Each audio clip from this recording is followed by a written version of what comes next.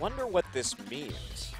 Maybe priority on a jungle pick Well, first? you would have thought that CJ would ban the Kalista eventually, though, so why go ahead and first ban that if you can rely on your opponents to just take it out for you? There's a Maokai against Shy. I think they're just trying to set it up for a jungle pick for score, it seems like. Either a Rek'Sai or a Grungle, perhaps.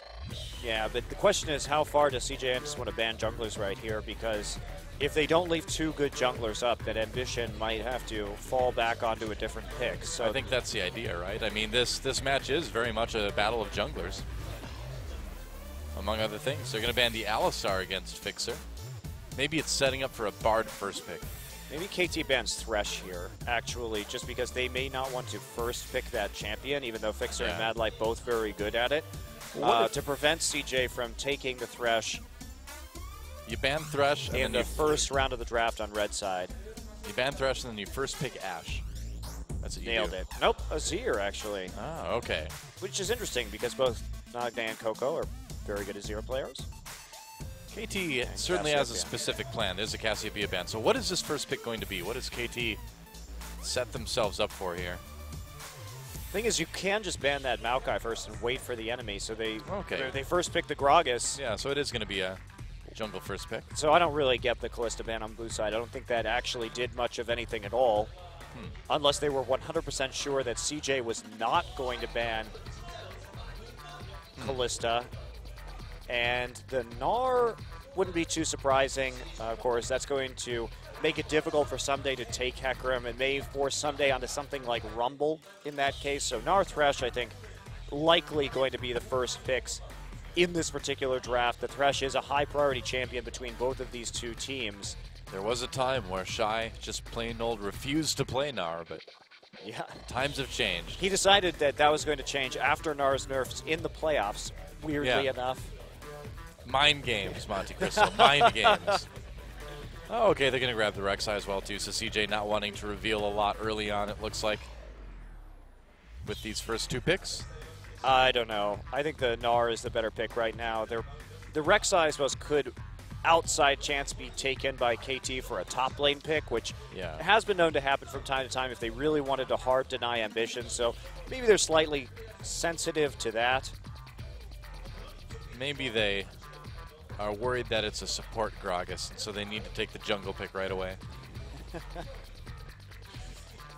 At least it was a thing for a short time, you know? Yeah, it was. We got a week or two of support Gragas in the world of League of Legends. We did. We needed more, though. I would be very interested to see Gragas flex between support and jungle like that. Nagde just going to commit to the LeBlanc early on.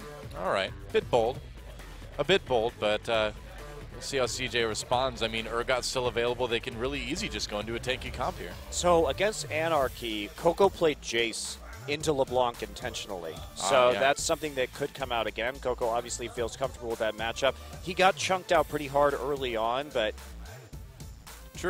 in the later stages of the laning phase, he was actually trading pretty well. He could also take the Kassadin here. That's definitely a viable pick. Seems like Jace would have a hard time escaping in lane from Gragas and Nautilus if they went roaming, though. Well, most champions would. But Jace especially, man. Kassadin actually has an even harder time escaping the Nautilus Gragas rolling because he doesn't have a knockback to save himself. True. And will we see this Varus maybe for space? That would be interesting. No. No. Oh, well. I like Varus. I actually enjoy playing him. He's not that good, but I like it. Kassadin and Gnar. So saving that AD carry pick, actually picking both solo lanes in one go on the red side. So KT has a chance here to... I don't know what they're going to play in the top lane now unless it's Rumble. They can take Rumble Sivir here, and they'll be in a good situation. They definitely don't want to give Sivir to CJ, so I agree with them locking it in right away. I think Rumble Sivir would be a very strong opposition, but it's going to be the top Yasuo. All right, I guess it could be top LeBlanc too, but... So something about Sunday. He does this sometimes. He does do this. He's known for playing top Riven in solo queue, and sometimes, someday, we'll just do things like play top Riven in the finals against the KT Arrows for seemingly no reason. He has this history of like oddball top lane picks that he pulls out. I like it. At seemingly random times. So he must think that this is going to be a really good counter matchup to the Gnar. I don't know anything about this matchup, so I can't really comment on it. I think it would be difficult to stop what the Gnar is throwing at you, especially if he all-ins you in the Mega Gnar form with the Yasuo. Yeah. But maybe you can bully him out early on. And if this... I love the Urgot pick here because it's one less target for the Yasuo to go after once you get that Frozen Heart. And you could just ult the Yasuo too. And Yasuo is so squishy right now that you could just kill him. So that may force Yasuo into getting a QSS, which is really not what you want to do on that champion. So yeah. I don't know about this. I think it's going to be really hard for Yasuo to get any sort of meaningful damage done onto CJ. Yeah, this composition is extraordinarily difficult for Yasuo. So unless they get a massive early lead, but hearkening back to the match that Jin Air played last week, GBM had really good Yasuo roams, moving into the side lanes, picking up kills. He got pretty fed in the early game, and even with that advantage, he did almost nothing in the late game. And they kind of won in spite of him as opposed to him really helping, even though he did have good Yasuo play. There are a lot less roaming opportunities for a top lane Yasuo as well, too. Well, so at least you have teleport, so you have that going for you. But you don't have that many knockups right here. You're relying on Nautilus and Gragas, really. I'm very curious to see how this works. In the late game, KT has to play pick, but killing anybody on CJ will be really difficult. Yep, certainly seems that way. So KT Rolster having their work cut out for them. An interesting composition coming into game number 1. And we'll see if they can get the ball rolling and get some sort of lead onto CJ and prevent that pretty terrifying late game scaling from this tanky composition. And it is time, guys. KT Rolster, CJ Entus. It's the main event of day number 1 of week 2 of Champion Summer. It's time. Let's get in the game.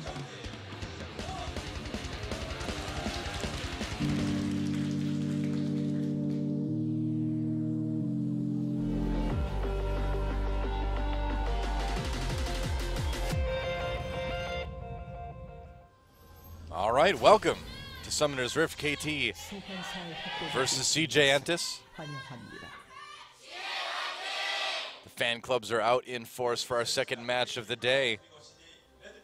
And Nagne, both the solo lanes for KT, and for a bit of a hard time. Lots of roaming capability from both of our mid laners, so this could be pretty dynamic in terms of teleport play. Early on, and there is Score jiggling pleasantly for us. Thank you. Thank you, Score. You know what ward skin I like, Monte Cristo? The Mecha ward. Oh. It's cool. I'm not in love with any of the ward skins yet. I like the Dragon Head one. That one's pretty cool. Yeah. I like the Draven Head. The Draven Head one has a certain amount of charm to it, you know? So do you lane swap up against this top lane Yasuo? He's just going to sit there and play his harmonica mournfully in the bush. Kind of gives away your position if you do that, though, doesn't it? In a bush, playing the harmonica. Somebody not even looking at his screen right now. Nope. Yep, just kind of hanging out. He's all tabbed. So here's the lane swap coming in from CJ. And they are going to see Fixer on the bottom side, so they will know they have successfully engineered the lane swap in this situation as Fixer goes to freeze the minion wave. So how does a Yasuo do in a lane swap? This is not well, a question for the ages, I suppose. He's going to go ahead and do the Wolf Camp. Can he complete this easily? I'm not. He's already almost out of mana, and he will soon be out of life.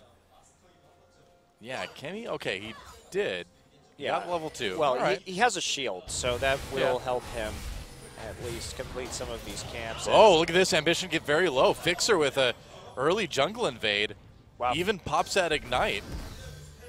Fixer could have forced a flash there, too. I think so. If he had wanted to. He's trying to just delay as much as possible. Harder to do that with Rek'Sai, but Ambition starting on the jungle on the weak side, even though they initiated the lane swap. You have to be so careful about that because it's really easy for... Oh, Someday and Score right here. Ambition in trouble. And first blood goes to Someday. Wow, well, that works. So greedy in terms of jungle pathing from Ambition right there.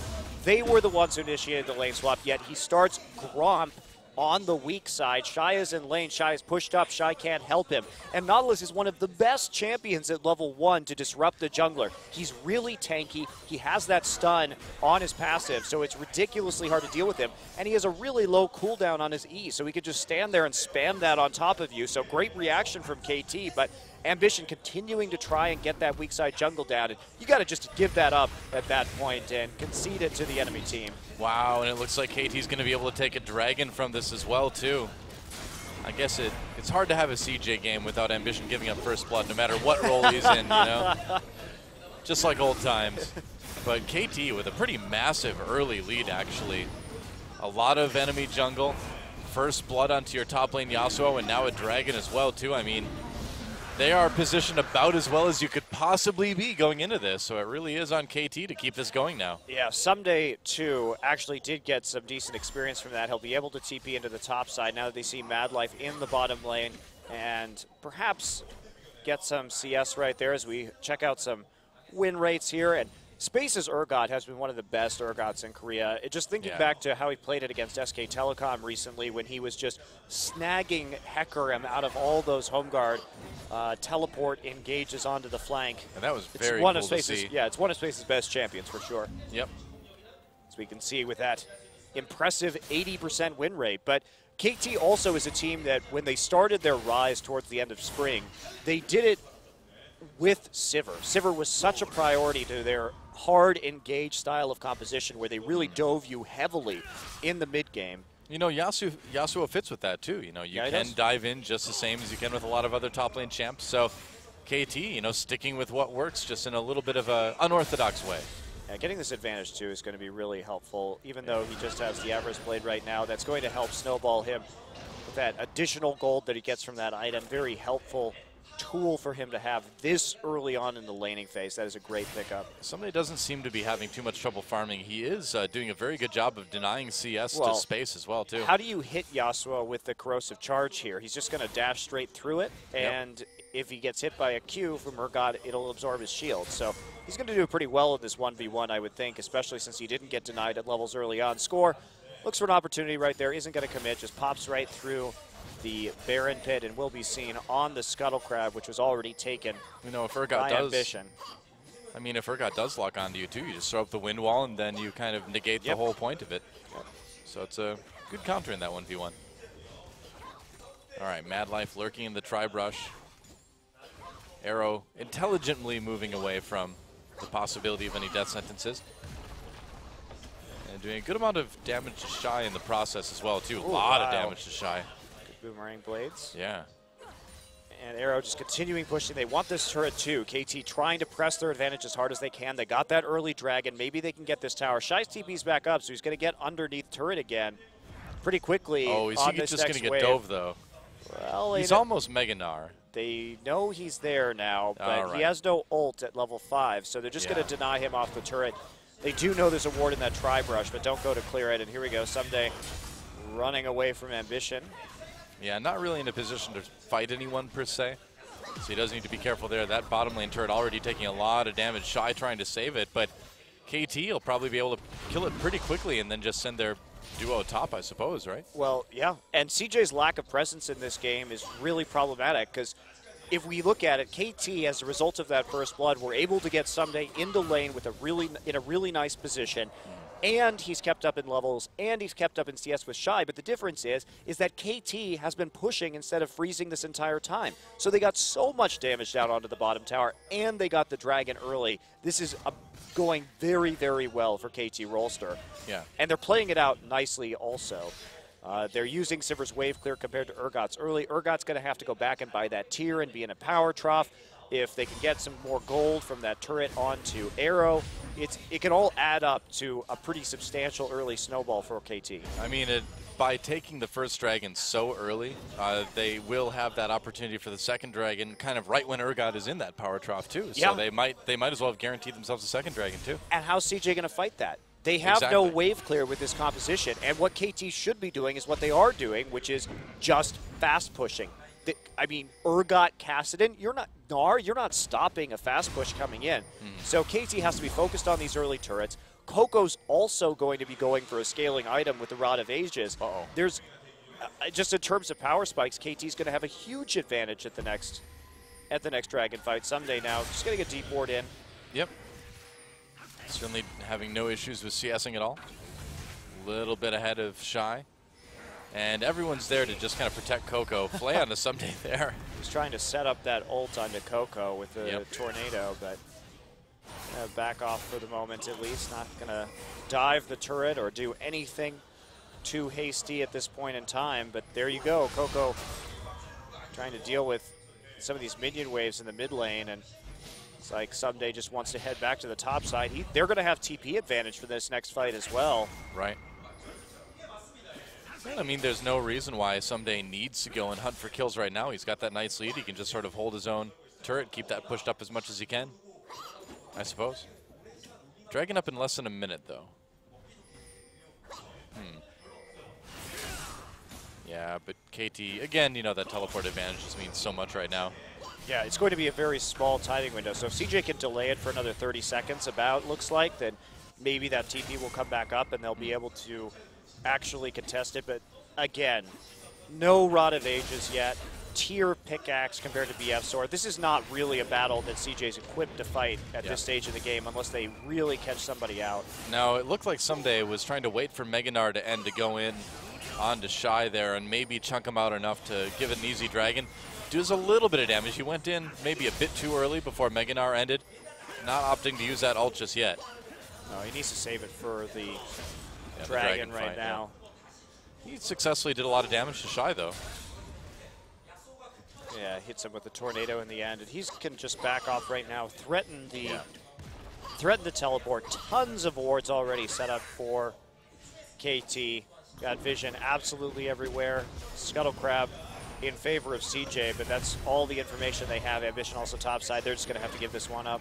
Well, Mad Life in space, they want to try to stop it as much as they can. Sivert activated. They managed to grab space. Can he get to the lantern in time? It's close, but it doesn't look like... Oh, he gets it out. Wow, but there's Someday right there. He TP'd down, pushed against the wall, though, by Mad Life with that play. Someday still gets the kill with the tornado, though. Big ultimate from Shy, but nobody there to follow it up. Coco comes down a little bit late. They can turn onto him easily. Coco goes in, manages to pick up the kill on to score, and now here comes Ambition. A bit of a long, protracted fight, but KT coming out on top after taking that dragon. Yeah. Oh, no, they didn't take the dragon. No, they didn't get the dragon. They just started it and turned immediately with the Sivert once CJ came in, and they just need to keep rolling with these kills. So they get a couple in favor of just one, and they'll be able to fight again. Short cooldowns on their ultimates, remember. Explosive Cast and Last Breath, very, very short in terms of cooldowns. So they can just continue fighting over and over and over again at that objective. As we take a look at this here, Space actually gets the position reverser, flashes.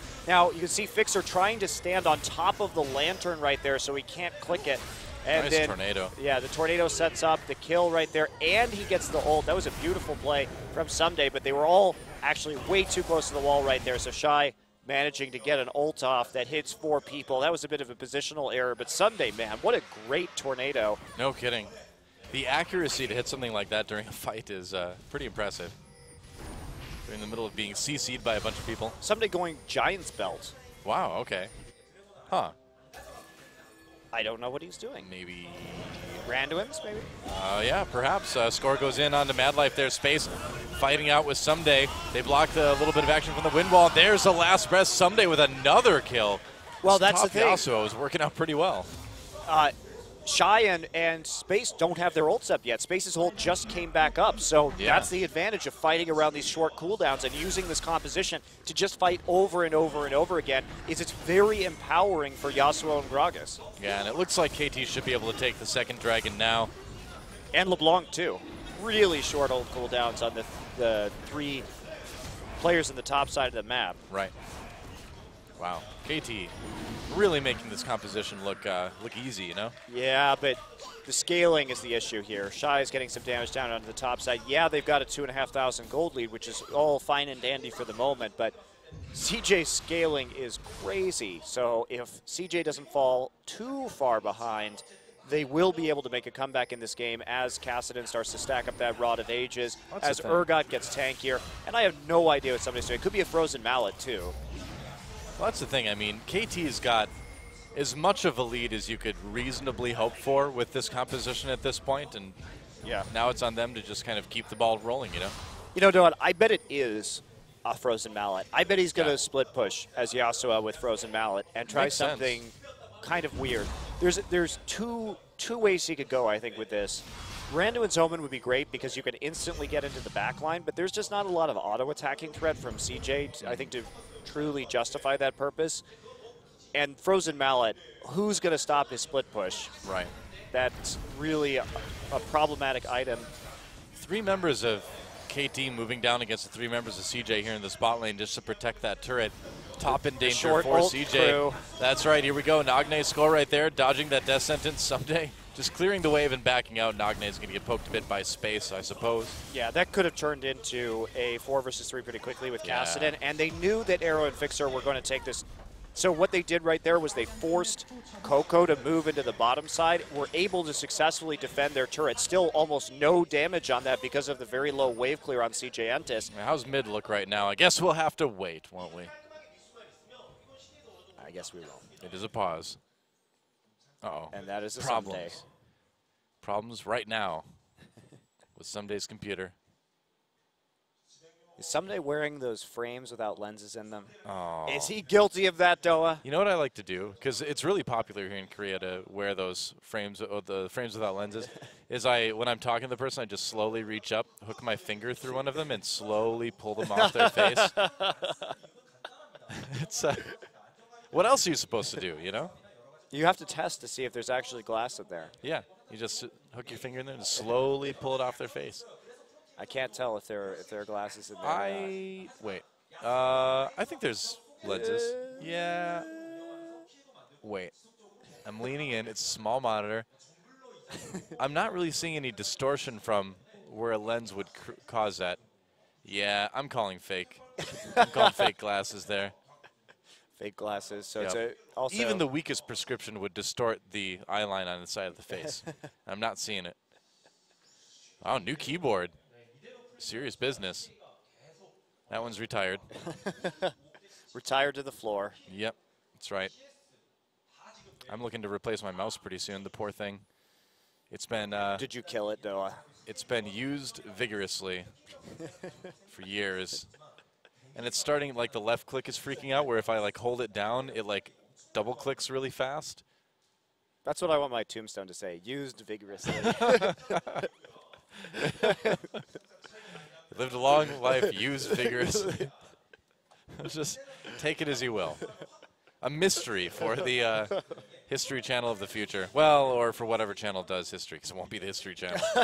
Who knows? They don't even do history now. Yeah. Like, but Pawn Stars, it says, no, it's not history.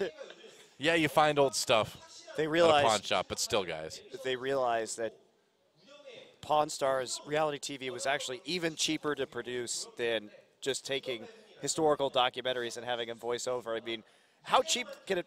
It must be very cheap just to take pictures of World War II and then have It's a way voiceover cheaper. over the top. Dude, if you think about it, doing a reality show, you need to shoot like on-location stuff. You need to pay all those extras, all that crew. You need to pay your talent, right? Because they're even though it's real life, you're still paying to be in it. Whereas with the History Channel stuff, real history would be less expensive. But the difference is, to get actual real history people involved, you'd have to pay professionals That's instead true. of idiots. They're more So, expensive, I've heard. Professionals are generally more expensive than idiots. And you do have to pay licensing for all those historical photographs, which can't be inexpensive. All right, maybe Pawn Stars is the way to go after all, you know? All right. Sure. Why not? Glad we could solve History Channel's That's right. business model here during this break. Yeah. Don't they have like that ancient alien show or something like that? I have no clue. How's that history? Because it's something that hasn't even happened yet. The only time I ever watch the History Channel or What? see what's on it is when I have DirecTV in one of my plane flights. Because I don't really? I haven't had actual cable TV for 10 years. Me neither. So Who needs it? Internet, guys. Internet's the way to go. I know I'm kind of preaching the choir here, but yeah. Well, we're back. We filled another pause. Good for us. We're doing good. Doing good work tonight. Sunday's doing good work on this Yasuo as well. for now, it's looking a lot like that GBM game where GBM did really well early and then Yasuo's flaws became very apparent as the game went on. But you know what, Doa? It's a different build this time. So it is indeed. Ult on to hello. Coco. Can he get to the Lantern? Oh, nice pulling in. Oh, he doesn't make it out. Oh, the auto attack followed him all the way Yep. through the Lantern. And KT Wow. Nice going catch. for their all-in style right now. Great warding in the top side, so they knew they were safe. No one coming in from behind as they catch out the Kassadin. Kassadin with no flash. Well, it's still working. It's still working. Someday is split pushing now. He's got to have quite a bit of money towards that frozen mallet at this point. Assuming that's what he's doing. Well, I think you're right, though. I mean, because what else would you? You're not going to go Sunfire Cape. You're not going to go. I mean, you could go Randuin's, but you don't really need to go Randuin's against this team. I think it makes the most sense to go with Frozen Mallet. He may go Frozen Mallet Black Cleaver again, actually. That may actually be a thing that he does this game. Could be pretty funny to see. Yeah, I think it's I perfectly actually reasonable think on Yasuo. that's one of the better things you could do with Yasuo is just Yeah. split push top lane with him with those items. And those items do give Yasuo a certain amount of tankiness as well, too, that just building pure damage doesn't. And, you know, we have talked about Yasuo being a bit on the vulnerable side right now, so it mitigates that a little bit anyway. Yeah, the downside to that is you're kind of messing with his kit because he does scale so well with crit. Yeah. But what can you do, though? Oh, Shy totally caught. Not going to make it out there. Ooh. The roaming gang squad is real, but No the kidding. problem that CJ is having here is they can't clear waves fast enough to actually put pressure on these turrets. Yeah. So it's giving KT an extraordinary amount of time to roam. Well, CJ's finally going to take their first turret of the game, it looks like. Are they going to lose a tier 2 for it, though, is the question. Shy still has Maybe. 13 seconds to come back up, and it looks like they may at least take some damage down onto that top side as Fixer and Score come back. Still no mid tower down in spite of a lot of roaming from Nagne. Yep. And actually, BF Sword picked up by Sunday now. And looks like he's almost going for IE. So just a Giant's Belt for some extra HP and then into Infinity Edge for Sunday.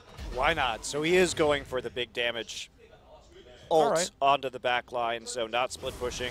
At least not yet. No Frozen Heart, rather Frozen Mallet, or Blade of the Ruin King, which are the usual items for a split pushing Yasuo. Yeah, just kind of counting on this Giant's Belt to give him enough tankiness, quote unquote, to sustain his way through the mid game as he builds into kind of higher damage late, I suppose.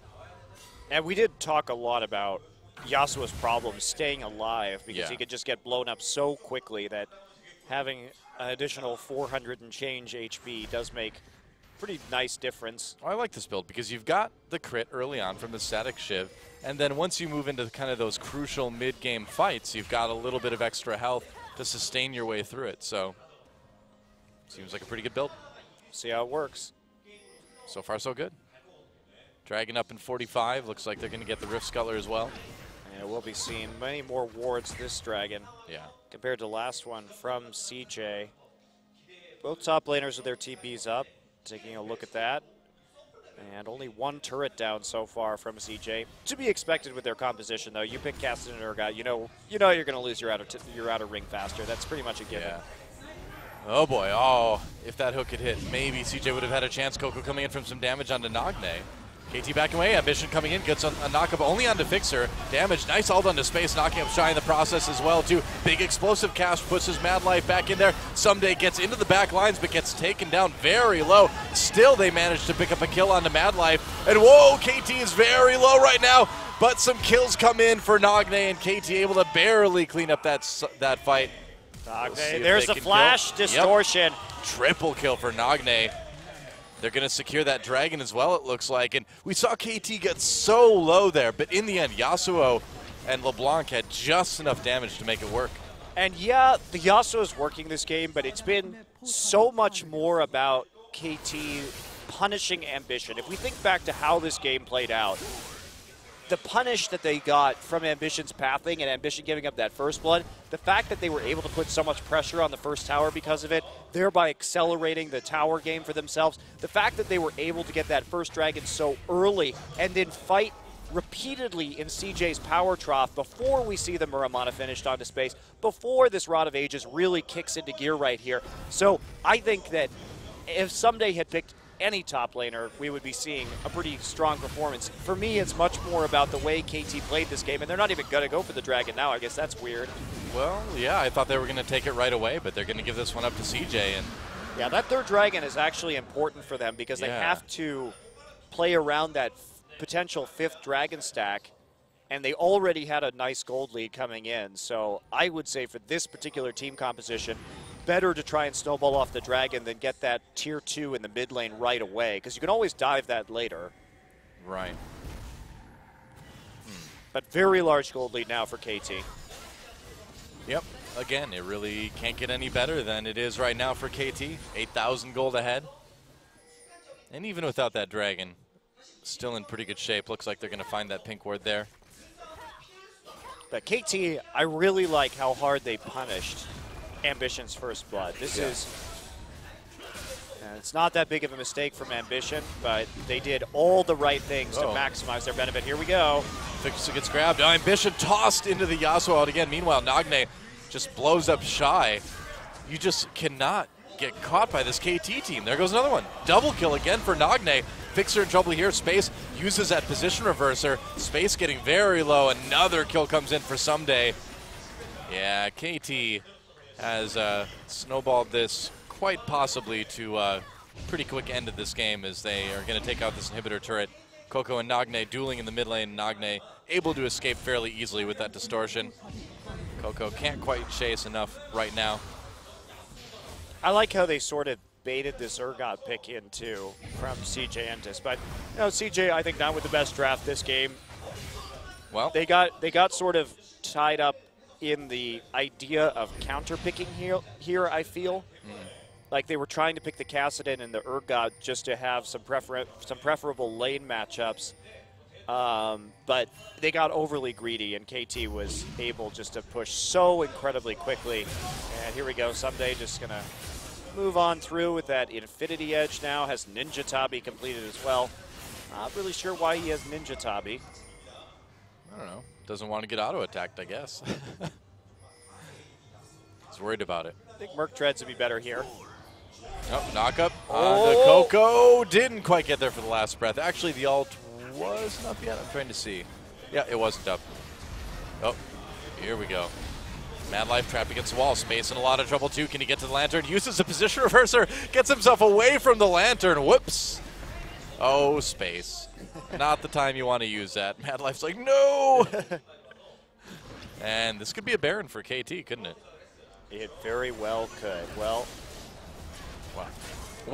Well. 16-2 in kills. This Yasuo doing quite well. And KT with this Baron now. I think Fixer has been so good this game. Yeah, definitely. They've all been very good this game, I think. I mean, look at Ambition. He's been part of 14 out of 16 kills. Really been active around the map, so just in general. I just think Fixer set up that play well. He knew the right way to roam in onto Ambition to punish him for that mistake. And Fixer's ultimates on Nautilus have been really on point. He set up so many of the plays in this game and the engages as well. I'm impressed by his Nautilus play, considering that it's not something that we really associate with Fixer. Well, like we mentioned earlier, things really changed for KT once he came into the support role. CJ trying to make a bit of a pick right here, but a little bit too afraid. Ambition, dodges a body slam, gets out on the Lantern. But yeah, I mean, Fixer's made such a big difference in general that it's not too surprising to see him expand his repertoire. I'm sad, it is Randuin's Omen. Oh well. Did go for that IE first, but I mean, it still works. Nice wind wall to block that. Ambition again caught. He's just not been in good position. There goes Mad Life immediately. Coco in a lot of trouble as well. Last breath on his Space, and Coco for a double kill. Coco tries to get away, but there's a kill for Nagne. Nagne has been such good cleanup. Looks like the turret is going to do what CJ hasn't been able to and finally kill Someday. But it took two turrets right there. KT just such an overwhelming advantage. And yeah. This is looking much more like the KT that we saw towards the end of last season. Just incredibly hard driving team that if you give them a lead like this, they will just continuously dive you and fight you and play out that lead quite well here. There's not really anything KT's been doing that's been overly risky. It's just been very punishing play. Right. And so 2 inhibitors taken down by KT now. They've still got that Baron buff. And CJ, I mean, CJ's 16,000 gold down at 24 minutes. There's just nothing you're going to do. KT would have to throw pretty hard to lose this one, but look at this again. Someday with the great Yasuo play. Yeah, and there it is. There's a knock-up right there, and then Score providing the other knock-up over the wall with the body slam. So that was actually just a really great setup from 2 different knock-ups for that last breath. Well, they know how to play with this top Yasuo, that's for sure. I really don't think top Yasuo was the biggest factor in this game, Tom. I mean, they're playing. I'm not saying that, but I'm saying they're doing it well. You know, they're playing into it well. True. Yeah, and we saw, just like we saw GBM play it well. Oh, Score, a little bit caught. Fixer comes in. Explosive cast teleport coming in for CJ as well, too. Arrow loading on some damage. Shy zoning, gets a stun on to Score here. Coco in the back line. Someday comes in a bit late here. Nagne joining the back of the fight as well, too. A kill for Shy comes in initially. KT finally grouping up onto the sort of fractured CJ, but they need to make a retreat here. Someday going in after Coco, turns on to Shy. Now Nagne, again, just doing such a good job cleaning up. Space finally gets caught here as a double kill for Nagne comes in. Might go for this triple. No, turning on to Shy. Yeah, he'll get that triple. There it goes. No.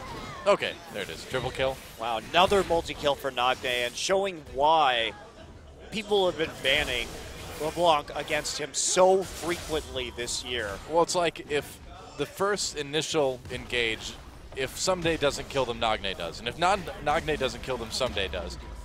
So either way, you've got these closers, you know? And Arrow is here to press R. That's right. Arrow makes everybody faster. Without him, they would walk slower. Looks like Someday's going for a GA at this point, which is a good buy on Yasuo in the late game for sure. Nearly a 20,000 gold lead now for KT. At 26 minutes. Yeah, this game's an absolute slaughter. But if I'm CJ, I don't worry too much. I think that you just are like, well, we screwed up our early game, and then because we screwed up our early game and we had no wave clear, the snowball came in even harder against us. You want to play Urgot and Casted, you have to make no mistakes, and so I don't think they're going to be that upset with this game. It's just the reality of the pick ban and how that first blood happened and the way that KT was able to snowball off of it. Right. That said, it's a really beautiful example of how to snowball off of a first blood. KT played it out incredibly well. Yep, ult again. Nagne gets hooked. And KT trying to find someone. They ult onto Ambition. Fixer grabs that. Lantern again. Shy hopping over it. They want to save it for Ambition. Can he grab it? No. Arrow gets that kill. They're going to pull in Fixer with the death sentence. Put him in the box. Space coming in now. Will he find a position reverser target? Doesn't look like it. So they got the support. But Fixer had already used his ult. So doesn't matter too much at this point. Yeah, a bit overly greedy there from KT, but they have 2 inhibitors down. Obviously not a lot left to lose at this point, but the minion wave not even close to that turret, so there's no real follow-up on that kill whatsoever, especially with Baron still being 2 full minutes out. KT still has 5 times the kills that CJ does this game. It's a bit of a slaughter. It is indeed. Action-packed slaughter, which is the best kind for League of Legends. Well, you could take a job with the LPL then, Doa. Well, I mean, I wanted it to be logical action-packed slaughter. I'm just kidding. The LPL is very good for entertainment. I'm sorry. I'm sorry. The burns are real. No, I'm not meaning to fire these shots. It's just happening. Someday, just going to Steel Tempest everywhere. Why not? He's got that flow.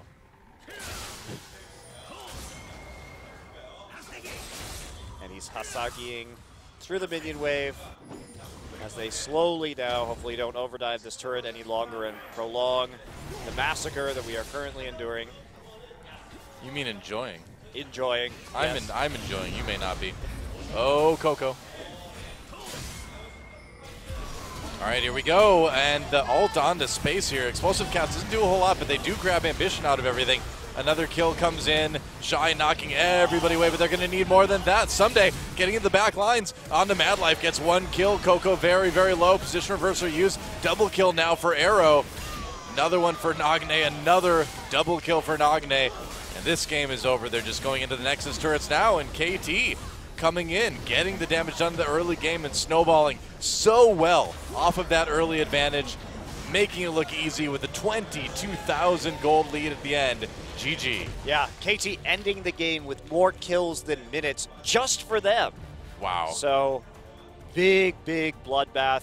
Double-double for Someday at the end there. Yeah, for KT Rolster. Yeah. And Nagne finishes 13-0-7 as well, so big-time performances. Really good play on the map, and now we've seen KT. They came in, played a very slow-paced game against Samsung, played a very calculated game. This time, up the tempo considerably.